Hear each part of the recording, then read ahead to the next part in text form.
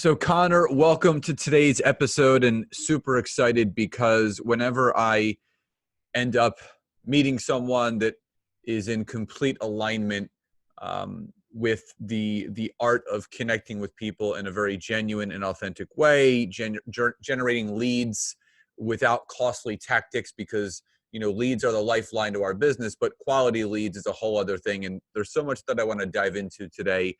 But before we do that, obviously, welcome to the show. And number two, tell the audience a little bit about yourself and what was the spark that kind of lit the fire for you to go on this entrepreneurial journey that you're on.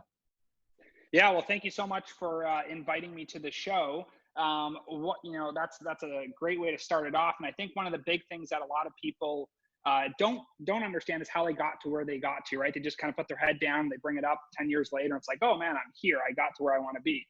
For me, to make a really long story short, I grew up in Canada, did my first degree there, did 3 years of immunology, and then left to do my doctorate of chiropractic in upstate New York. Practiced 2 years in Pittsburgh, moved down here for my girlfriend. She's an acupuncturist and chiropractor as well.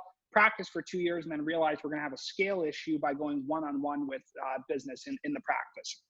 So the goal was, hey, how can I get out of the business, but how can I still serve people? And my thought was, if I can go one to many, it will be a lot better for me. And it would also be more service-based and not location-based. So in the practice, you got to show up every day, go to a physical location. Now, if I have my laptop, an internet connection, and my cell phone, I pretty much can do my job, which is a totally different lifestyle for anybody who doesn't do that. I'm sure you're well experienced with that now, but for the people who don't have that, once you do it, you'll never go back.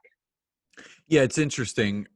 I spent, the first, from 1998, 1999 up until 2016, literally just grinding it out, surrounded by the four walls that confined me in my business, which were 3 different gyms. And, people know my story about how I made the pivot into network marketing in 2013, because again, I wanted to serve many more people than just the conglomerate of people that were my membership base and my personal training and sports nutrition clients. And when I closed the gym in 2016 and, launched my coaching practice outside of my network marketing business, and I remember waking up and I closed my gym on July 31st. I literally wrote a note to the members, the staff, and I remember I shut the lights off for the last time, put a note on the door, and I never went back. And when I woke up on August 1st in my bed, I didn't have to go and rush off to the gym and open the gate so people can get there. And again, I missed my members, but it really hit me. That was the first time at that point, it was 18 years that I wasn't doing that morning drive into one of my gyms, like every day for 18 years. But I think when it really hit me, honestly, Connor, was the first snow of that winter. And why it hit me so hard is in the best way possible. For a personal trainer, inclement weather is one of our kryptonites, because if it's raining too hard, or if it's snowing, or if it's icy, our clients cancel. And we can't charge them. I mean, we can't, if they don't want to risk their life in driving to get their workout, I'm not going to say, well, sucks for you, Connor, you're going to have to pay me anyway. But I remember that first snowfall, that winter, the winter of 2016. And I didn't have to worry about my clients canceling, because I would wake up in the bedroom, go outside to the boardroom, which was my desk in my living room, open up my laptop, turn on my Wi-Fi, and I was in business. Now, again, working from home is not for everybody, but I really feel that the more discipline, and I do feel that the discipline that I had in being a personal trainer and sports nutritionist, much like you, being a chiropractor and obviously your girlfriend also, massage, chiropractic, physical therapy, all that. It takes a certain discipline that you know that you need to do the same thing each day to get a better result, but it can be learned. So when you knew, looking at your business from a 10,000 foot view, you knew that there was a scaling issue, because even in one-on-one coaching and consulting, we want to go one to many, and I've had much more opportunities come up, but that scalability is so big, even for network marketers, because how could I duplicate myself? I need to grow this organization. So when did you realize that there was a scaling issue, and what did you do to kind of work through it?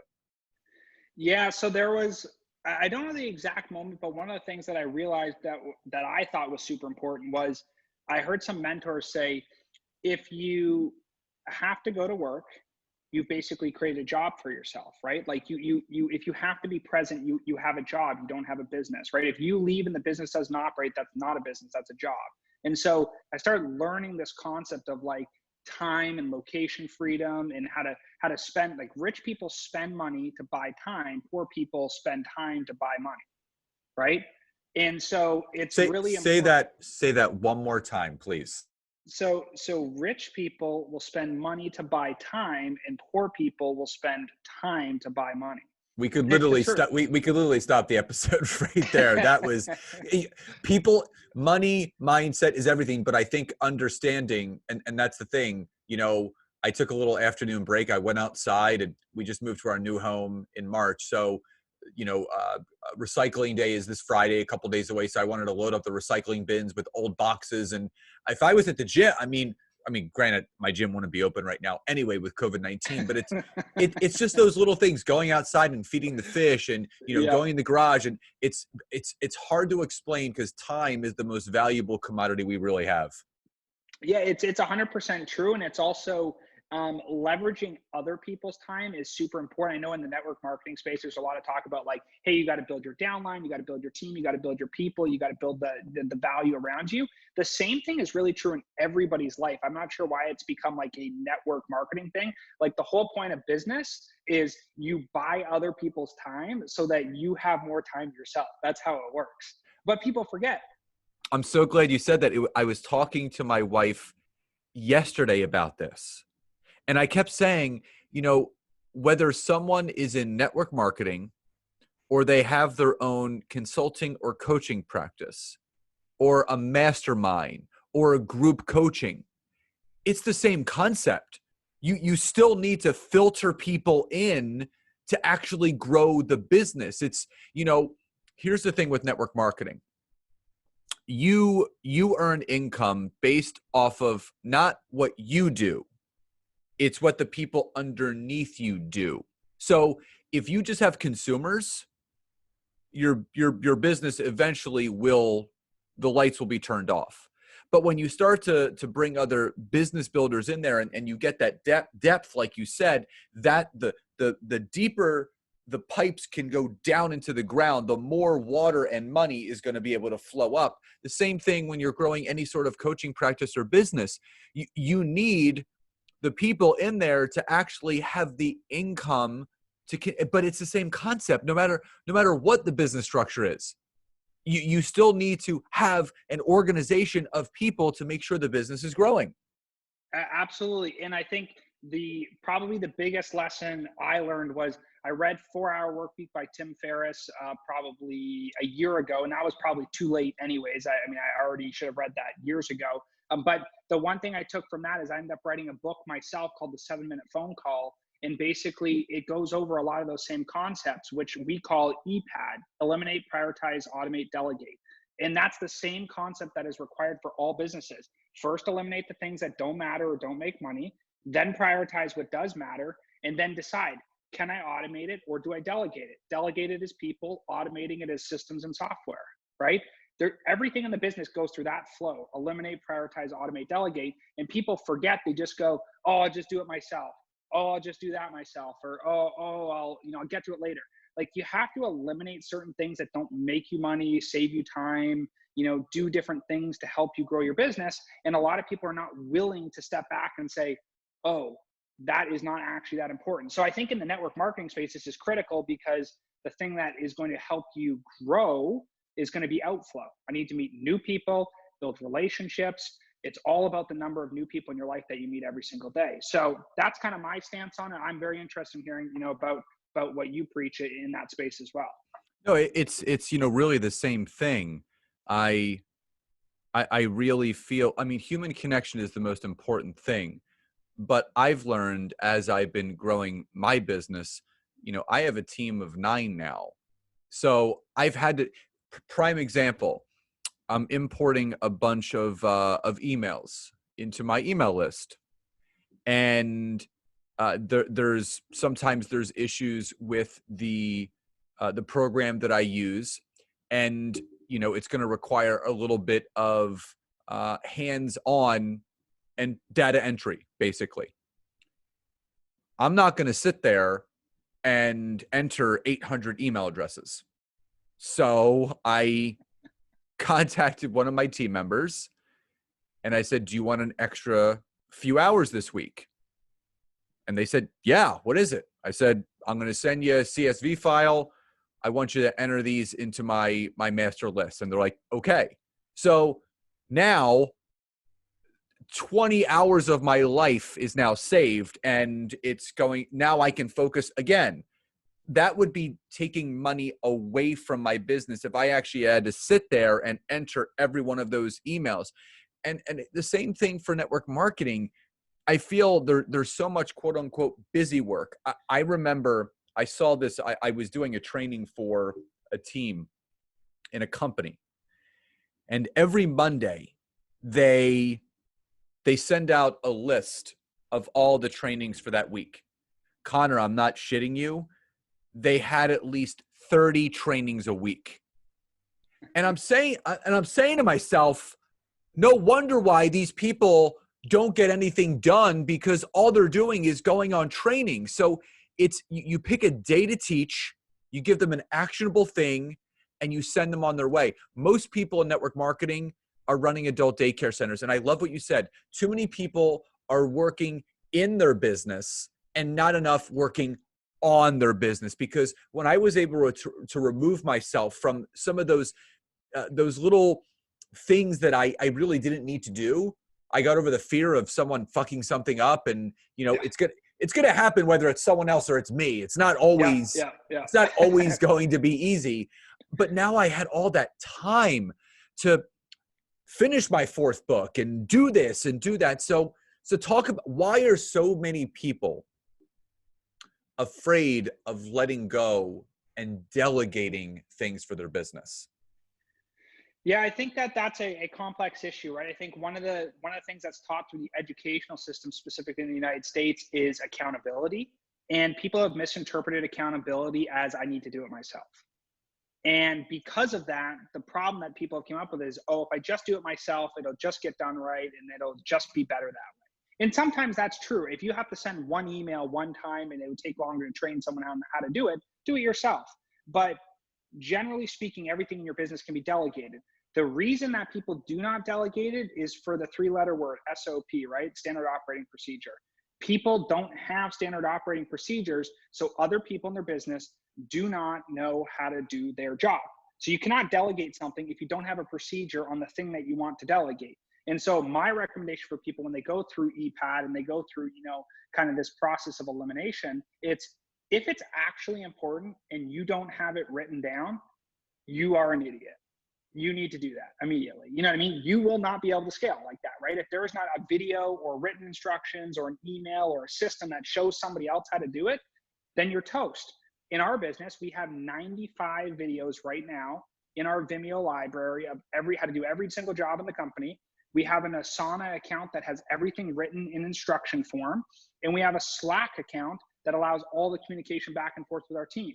So there's no excuse on why you can't do something in the business. And every meeting that we do, which I'll talk about meetings later, but every kind of training we do is recorded, it goes in the video library, and we never train on it twice. It's so funny because we use all of that too. But I did a Facebook Live a few months back on 4 free tools that everyone can use. Pinterest for branding ideas, Trello to actually talk to your team. So if you're building a network marketing team, create a Trello board of the SOPs that you need to do and add people to it. Yep. Toby, which is a Google Chrome extension, TOBY, and that allows you, instead of having 18 tabs open on your browser, you can actually download this extension and actually align all of your tabs. So if you want to create a flow, so if you know that there's certain sites that you go on every single day, you can create a workflow where basically you don't have to go on there and log on. You just click through your flow to make sure everything gets done.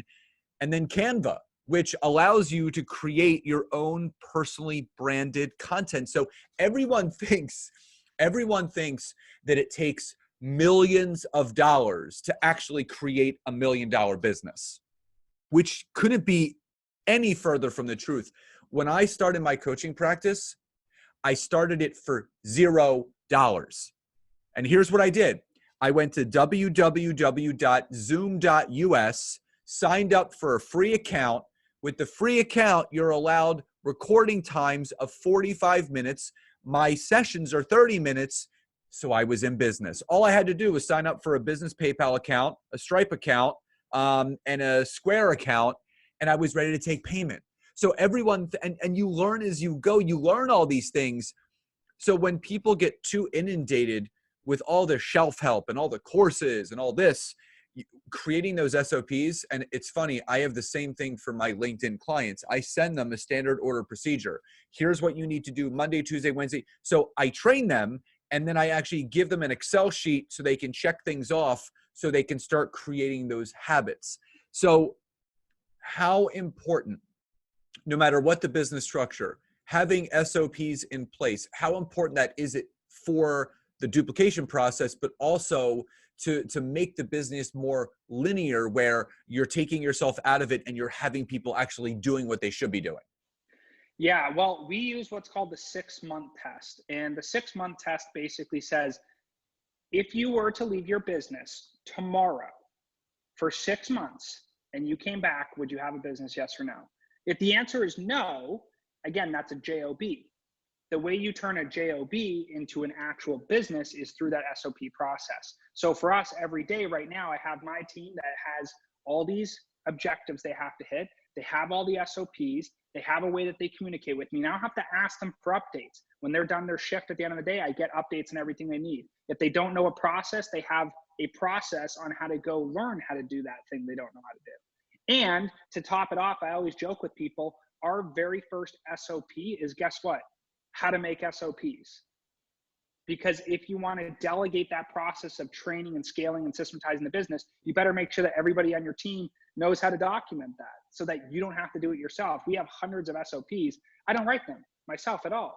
I import them if I have them for somebody else. My team writes them. We record them all together. And it's really, really simple. So I think SOPs are probably the difference between having a hobby and an actual business, right? That is the one step that is going to make you either make you or break you, hands down. Just so the audience knows this, how young are you? I am 26. Okay, so that, guys, I want you to listen to him. He's 26. So if you're doing this, if you're thinking educational wise, if he went the traditional trajectory of going to university and all that, he's 4 years removed from college. And it makes me feel really old because I'm 15 years older than you. And that's, but here's the thing. Once you figure it out, you only have to learn it once. Once you figure out what the missing pieces to the puzzle are, the rest is cake. But again, there's definitely trial and error. There's failure that leads to success, which I talk about all the time. But again, I love knowing is I went to Jamaica last summer. My business didn't stop. I had my laptop. I had Wi-Fi. I had a couple conference calls. I set some invoices. People were paying me while I was on vacation. And that's a great feeling to know that I can go on vacation. I can shut it off. I can block off 30 to 45 minutes in a day to do whatever little tangible things I need to do. And my business continues to grow no matter what. So that's a great question that people need to ask themselves. If you removed yourself for 6 months from that business, does it stop making money? And here's the other thing. I stepped away from from building my network marketing business about 2.5 years ago. Now I still have an account. It's still active, but I don't prospect anymore because I can't teach and prospect at the same time. It's just not in alignment. Sure. I've gotten paid every single week for the last 7 years and 2 months. Have not missed every Monday since May 22nd of 2013. I've gotten paid. So the power of leveraged, residual, and active income. You need there's a combination of everything. You have the active income where you're selling and you're putting people in, and then you have the leveraged income, and then you have residual income. And that's the thing. When you can understand how the flow of money works, it's game over, because then you work smarter and not harder. Everyone, like my wife loves the 4-hour work week. She loves Tim Ferriss, Yeah. and that actually inspired her to, she has a great story. She was working for 2 Fortune 50 companies, and she was completely burnt out. She ended up getting, hypothyroidism because of Jeez. how overworked she got. And never really sleeping, working 16 hours a day, Monster energy drinks. Literally, she'll tell you she was miserable. And she read this book, The 4-Hour Work Week, and then she was on Reddit, and this guy was talking about how he started a residential house cleaning business from his phone. And she said, well, I don't want to have to continue to do this. So she literally put her 2 weeks notice. She was a, very successful mid-level executive. And she put her 2 weeks notice in, and she started something called Work-Life Balance House Cleaning, which is now a business that she runs from her phone on top of a couple other businesses that we have. But she ended up understanding the power of time. And when I'm not saying that's for everybody. You read the 4-Hour Work Week, and some people get inspired. For me, when I read The Science of Getting Rich by Wallace D. Wattles, that set me off, because he goes, the science of getting rich is easy. He goes, instead of living in a world of competition and comparison, start living in a world of creation and collaboration. He goes, those are and that book was written in 1910. It's the first money mindset book ever written. And it's still true to this day. But Yeah. for me, so let me ask you this, you now being on the other side, why is it really hard for people to understand the concept of leveraging their time, leveraging their money, and outsourcing when needed? Yeah, that's a really tough one, right? That's the $1 million question. I think it comes down to this. The education system, education is the most important thing in the world. School has got to be the least important thing in the world. There are lots of people. I have a doctorate. I have a bachelor's degree, right? I went to school forever. I did a crap load of school. It means nothing. Nothing. All it means is you spend more money and spend more time in school. Doesn't mean you're any smarter. Doesn't mean you're any more efficient, know how to do anything. The people who are in this educational system who are teaching that, all they know how to do is teach. And guess what school is made for? The working class. It's designed to teach people how to be employees. It's not designed to teach people how to be in entrepreneurs. It's just not. It's designed to teach people how to go to work and come home from work, go to work and come home from work, right? And if you look at the 9 to 5, right? The 9 to 5 was created by who? Henry Ford, because he wanted to systematize the shit out of building cars. You come in at 9, you leave at 5. That's why we have the 9 to 5.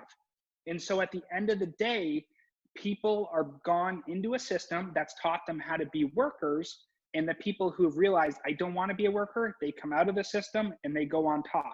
And there's some crazy quotes out there, but I think it says, the top 3% of people are the ones who weren't willing to do, or who don't do what the bottom 97% do. That bottom 97% are the workers. There's that 3% that's actually employing everybody else. And that's where you want to be. So if you want to know how to be a business owner or an entrepreneur, go to school, do your stuff, but realize where the limitations are. All it does is teach you how to be an employee.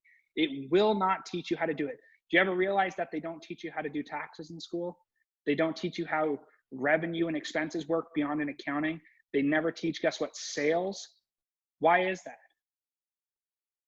Because school is designed for workers, not for entrepreneurs. They don't teach the skills outside of the people that they're trying to develop. That's all I'm saying. So much to unpack there. I did not know that Henry Ford is the one that actually created the 9 to 5. That's really interesting. Yeah, And he really kind of focused that, right? There are people who had the idea, but he was really like, we're going to systematize this. This is how it's going to be done. And so he designed it just like that. Yeah. And there was another quote that I heard that the 1%ers that make all the money in the world are responsible for 99% of the income. For sure. 100%. It's the Pareto Principle on steroids, right? People always talk about what's the 80-20 rule. That's the Pareto Principle. Everyone calls it Pareto, but it's actually pronounced Pareto.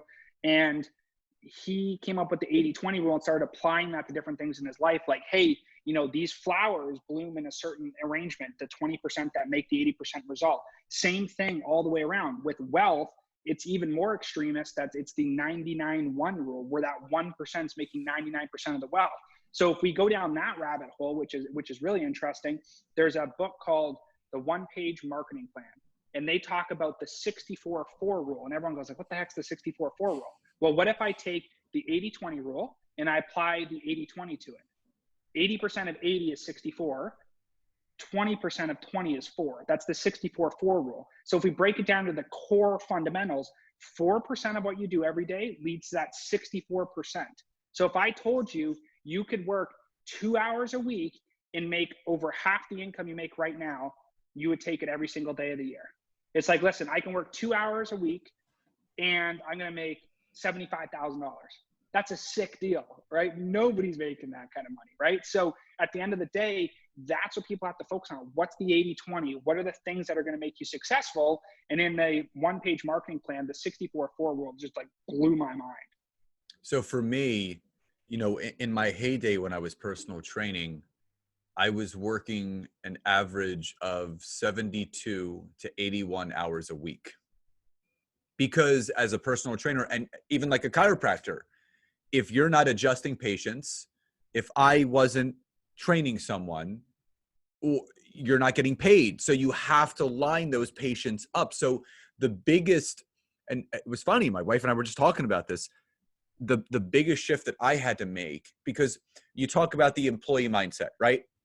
So the employee mindset is that 9 to 5. And for anyone that's listening to this that says, well, I can never work for myself, I can never run my own business, that's bullshit. That's a story that you're telling yourself, because societally, that's the laundry cycle that they've put you through. There's a reason why people are considered, quote unquote, self-made, because they had to do it themselves. No one's going to teach you how to do any of this.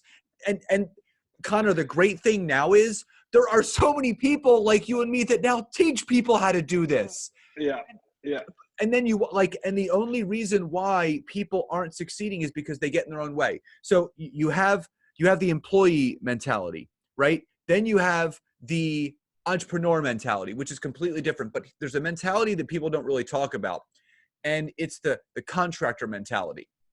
So the independent contractor mentality is this: I work, I get paid. I do a session, I get paid. So when you have wellness professionals, chiropractors, massage therapists, if they're not picking up and working with clients, they're not making money. So the hardest thing for me was, how do I leverage my time and my income? Because here's the funny thing. When I started my LinkedIn coaching, when I first launched it back in 2016, I was charging $250 for, I think, 4 or 5 sessions to take them through my program, which to me, I thought that was a lot of money, because the most that someone ever paid me for personal training was $80. And right. I'm like, holy shit, I get $250 per person. But here's what happened. I made it such an affordable price that I replicated my personal training business for LinkedIn. I literally would do 8 to 10 Zoom sessions a day.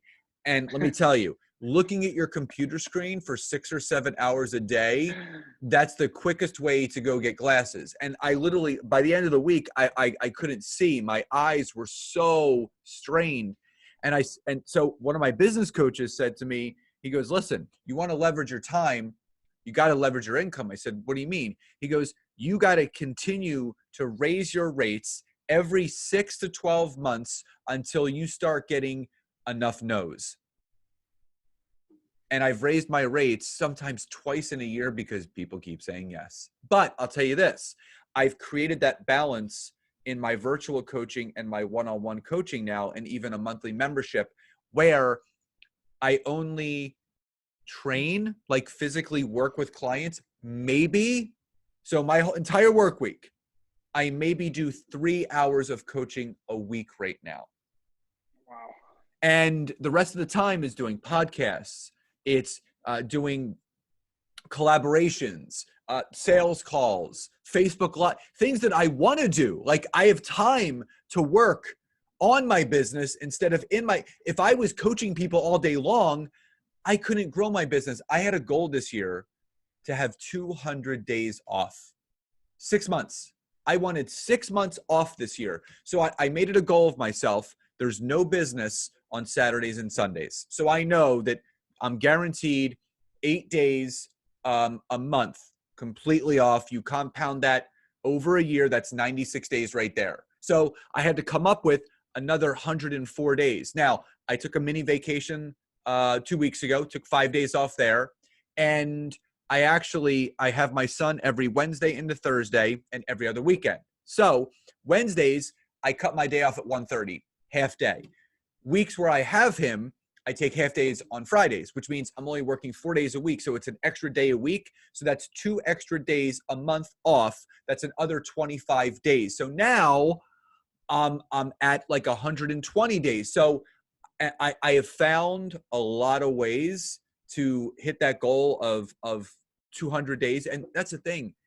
I still work hard. Don't get me wrong. I bust my ass every single day, but I'm working smarter, not harder. I'm coaching less than I've ever coached, and my income has continued to increase every single year. And people say, well, how's that possible? Well, it's leveraged time. When you can create a system where you have an entry point for anyone to work with you, whether it's a free, a book, an academy, a virtual coaching program, a group coaching program, high-level one-on-one, paid speaking. Now you got all these different revenue sources coming in. So now this huge umbrella is hanging over you, and literally it's dropping money into your bank account every single day. But so Connor, why do you feel people use the excuse, I can't own my own business, I can't do it? And again, I love what you said, because I created my own job. When we opened up our gyms, I was the first one there, the last one to leave, and the last one to get paid. I created my own job, not a business. I was a business owner, but that business owned me. So how can people really start to leverage what they're doing and actually create a business and not a job? Yeah, so I think this is really important, right? I think the biggest piece that people have to focus on is that delegation step, kind of like you talked about before, is you have to be willing to delegate. And there's a lot of people who start a business and they might get, let's say they make $36,000 in their job, right? Which is like average, average income in the United States right now is about $36,000. Household income is about 58 total, right? That's two people in one household making 58,000. So the question is, let's assume you make 3,000 a month or 36,000 a year. In your business, as soon as you get that $3,000 a month, the next money over that, you should immediately buy somebody else's time. Immediately. So if you bring in 4,000 a month and you're not paying that 1,000 to bring somebody else on, you will not scale. So anything over your current income replacement, your lifestyle income replacement, should go immediately to getting somebody else. And there's tons of people that are like, oh, I can't afford a $36,000 employee. Well, guess what? There's some great countries around the world with super hardworking people that the dollar is extremely useful. We have on our team a bunch of virtual assistants from the Philippines, $3 to $5 an hour, depending on their skill set. It's about $5,000 a year. and they're full-time, 160 hours a month, working their butt off, never miss a day, never sick, never late, always doing what they're supposed to do for $5,000 a year. You break that out, that's like $400 a month.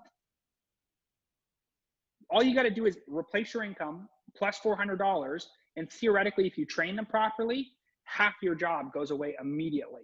Sales, operations, fulfillment, bookkeeping, whatever it is. In my recommendation, because of EPAD, the first thing you should be doing is prioritize sales. You want your first virtual assistant or your first person in the company, part-time, full-time, whatever, to focus on generating a pipeline for you of inbound activity. They do the outbound, you handle the inbound. Now, all of a sudden, you can work on your business like you talked about instead of in the business. You will never be able to do that if you don't delegate a portion of the sales process, which is really interesting because you and I both are in this LinkedIn space, and our biggest focus is prospecting as a service. We do a done with you service for our clients. I know you're more on the consulting and coaching and focusing on that side of it, but we have a done for you service to allow the entrepreneur to outsource a portion of their sales process to us so that they can work on their business and not in their business. And it's super affordable, right? So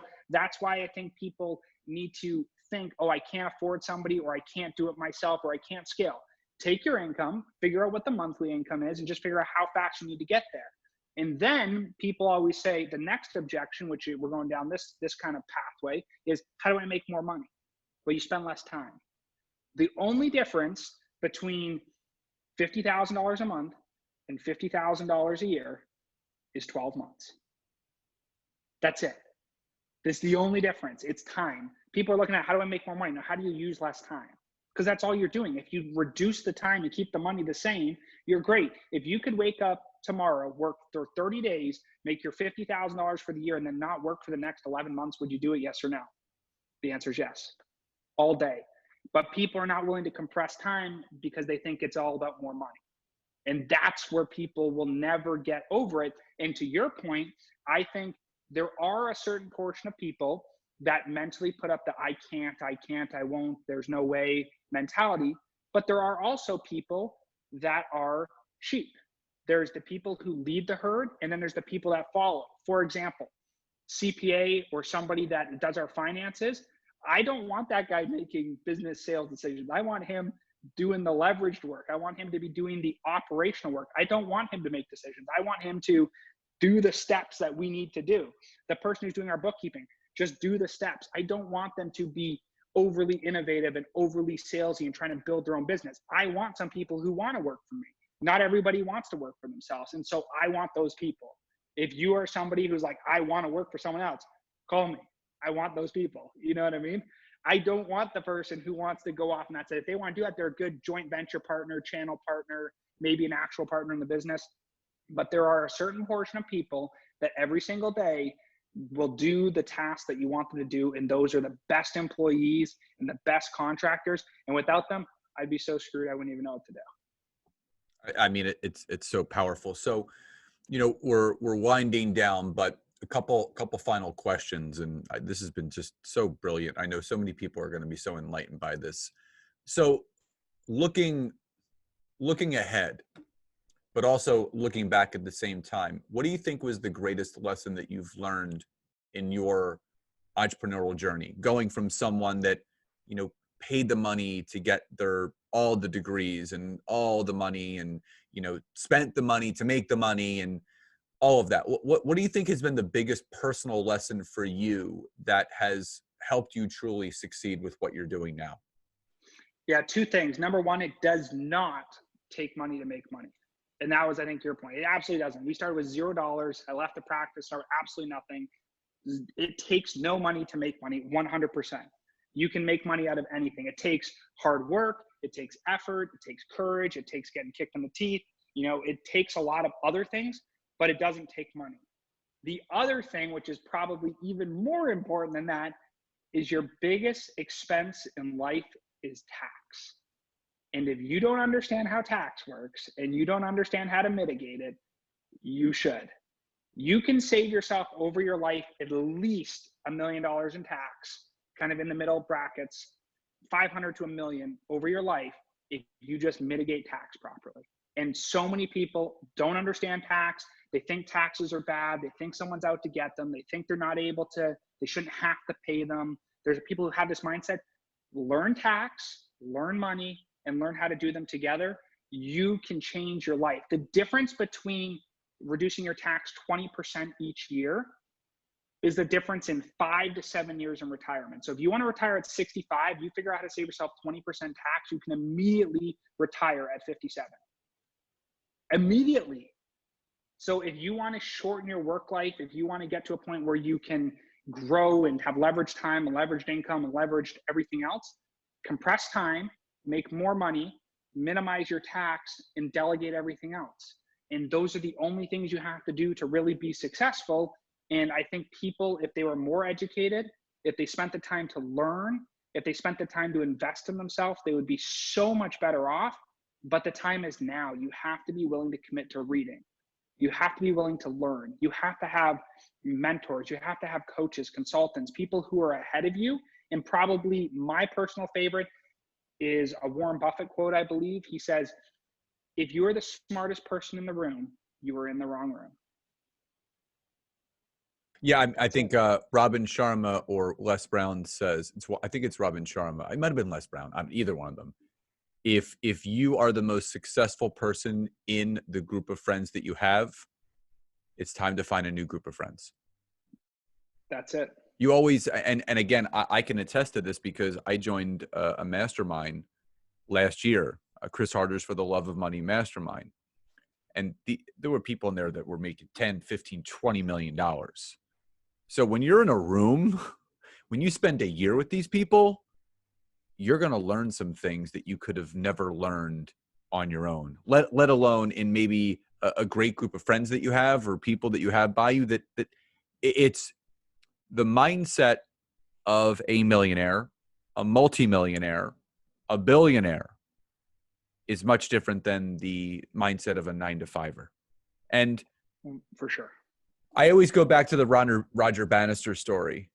And Roger Bannister was the first person to run a sub 4-minute mile.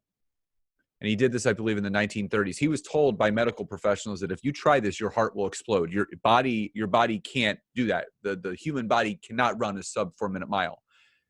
So he proved the concept. And then in the next year to 18 months, 13 other people did it. So I always say this to people. If someone is making millions of dollars, you could do it too. If someone's making multiple millions of dollars, you can do it too. If someone's making billions, you can do it. If the concept has been proven, you can do it too. And just follow in the footsteps of what everyone's trying to reinvent the wheel. Don't reinvent the wheel. The footprints are there. You have to put, like you said, the time, the energy, and the effort to make it work. So before I get to my final question, I'm sure we can continue talking for the next few hours. Where could people find more about you and your company and how you can help individuals, solopreneurs, multipreneurs really start scaling their business? Yeah, so syntax.com, syntacz.com. That's our business-to-business development company where we have kind of our done for you service. If you're looking for a coaching program, you should go to you. That would be a good idea. But for a done for you, if you want us to kind of hold your hand and work through the process, help you set some appointments, take some appointments, build some automation around growing your business, that's really the best spot for it. If you're looking for entrepreneurial highlights and kind of meeting some of the people I've came across in my life, theprospectingshow.com, which is our podcast, there's probably 100 episodes, 75-ish of them released at this point, maybe a little less. They're all entrepreneurs that started from nothing, that got to the place that they're at by working hard and building systems. So if you want to be inspired, you want to learn something from some of the people who are real smart, listen to the Prospecting Show. There's going to be some great people on it. You're going to be on there on Thursday or Friday this week, and we're going to get that done. So I think that's really the biggest thing. But at the end of the day, this isn't really about me. This is about you and your business and your team and your people. So if you're listening to this, remember that EPAD is not just my idea. You have to eliminate the things in your business. You have to prioritize what's important. You have to be willing to automate or delegate the rest of what's left on your plate. If you're going to scale, you're not going to do it alone. So you have to make sure that you're there. And you always have to be looking ahead. To your point, you have to have the people there, the people who have done it, the people who would be disappointed by achieving the goal you're going for. If you want to make $1 million a year, get in the room with the person who would be absolutely destroyed by only making $1 million that year. Find that person, spend some time with them, and make sure that you can add some value to their life. Unbelievable. Unbelievable. Well, all that obviously will be in the show notes for everyone. And I highly, highly suggest you guys to connect with Connor and his company and the team that he's been putting together to help so many people. So first, congratulations and thank you for everything that you're doing. Final question before we sign off. What does success truly mean to you? Decisions. At the end of the day, you're doing a job, you're building a company, you're building a future for one thing and one thing only, and it's freedom. It's not money, it's not just time, it's not just location.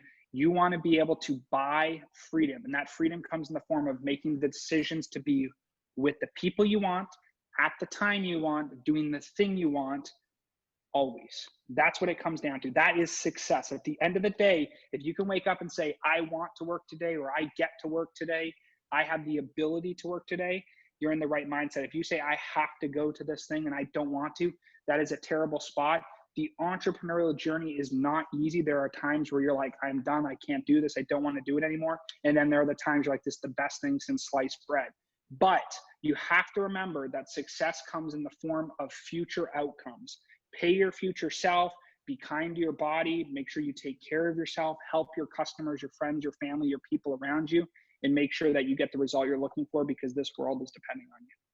Absolutely. I couldn't agree more. Darren Hardy calls it the entrepreneurial roller coaster for a reason. Every day is different. And, I had a banger of a day yesterday, a lot of wall kicking moments. And then today, 2 clients hired me. So it's every day is different, but you have to continue to move forward, whether it's a millimeter or a mile, to achieve those goals. So Connor, love that. Thank you so much for coming on today. I know the audience is going to take away so much. And as always, guys, head over to iTunes, Spotify, wherever you happen to be listening to this from, and leave us, a rating and review. Let us know what you took away from this episode. What were the takeaways? What were the big aha moments? What shifted your needle for you in your business? So everyone, please enjoy the rest of your day, and I'll talk to you next time. Bye-bye, everybody.